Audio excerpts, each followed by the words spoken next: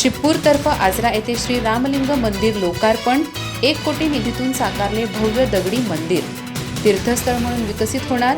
हसन मुश्रीफ.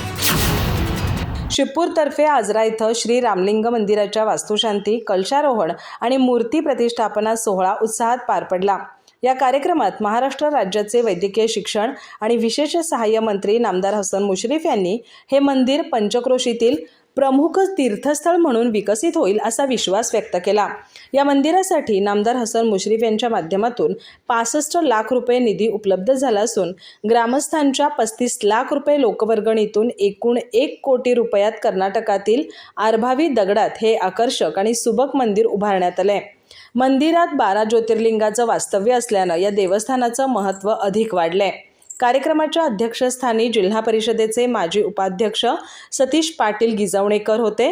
मार्गदर्शन करताना हसन मुश्रीफ यांनी या भागातील विकास कामांचा आढावा घेत आंबेओहोळ प्रकल्पामुळे परिसरातील शेतीला पाणी मिळाल्याचं सांगितलं.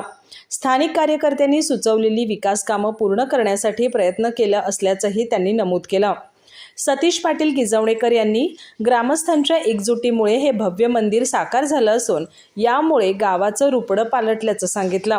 शिल्पकलेतील दगडी बांधकामाच्या आग्रहामुळे मंदिर अधिक आकर्षक झालं असल्याचंही त्यांनी नमूद केलं. या सोहळ्यात शैलजा पाटील, सुनीता देसाई, बंटी पाटील, गीतांजली राशिवडेकर, जितेंद्र कांबळे, सचिन देसाई, विजय राशिवडेकर, विनोद पाटील, रामचंद्र कानडे, सुरेश कोकितकर, सुरेश केसरकर, गोपीनाथ केसरकर, अरुण सावंत, पांडुरंग शेवाळे, वसंत सावंत, प्रशांत हेरले यांच्यासह ग्रामस्थ मोठ्या संख्येनं उपस्थित होते. अधिक माहिती आणि ताज्या घडामोडींसाठी आजच आमचे चॅनल सबस्क्राईब करा.